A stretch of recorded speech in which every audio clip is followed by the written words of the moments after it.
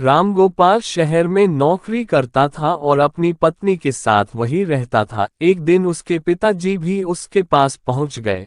पहले तो रामगोपाल और उसकी पत्नी बहुत ही खुश हुए, लेकिन जब उनको मालूम पड़ा कि पिताजी अब यहीं रहेंगे तो उनको बहुत ही चिंता होने लगी। उनके पास एक रूम और किचन के साथ बरामदा था। रात को सब लोग डिनर बरामदे में ही करते थे।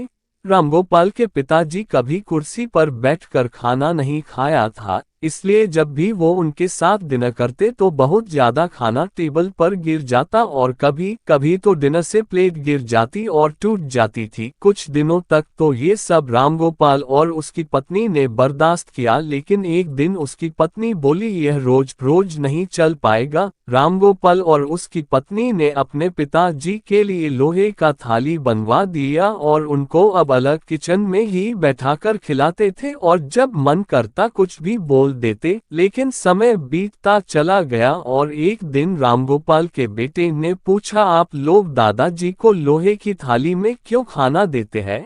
इस पर रामगोपाल ने कहा, तुम्हारे दादाजी अब बूढ़े हो गए हैं और हर रोज एक थाली तोड़ देते हैं, इसलिए उनको अलग से लोहे की थाली में खाना दिया जाता है। इसके बाद रामगोपाल के बेटे ने जवाब दिया कि जब आप दोनों लोग बूढ़े हो जाओगे तो मैं आप लोगों के लिए इससे भी अच्छी लोहे की थाली लाऊंगा। ये सुनकर रामगोपाल और उसकी पत्नी को बहुत अफसोस हुआ। उसी दिन से उन लोग ने अपने पिताजी की लोहे की थाली फेंक दिया और सब लोग फिर से साथ में खाना खाने लगे। इस कहानी से हम लोगों को यही सीख मिलती है कि हम अपने बड़ों के साथ जैसा करेंगे, हमारे छोटे भी वैसा ही हमारे साथ करेंगे। कहानी आप लोगों को कैसी लगी कमेंट करके जरूर बताइए।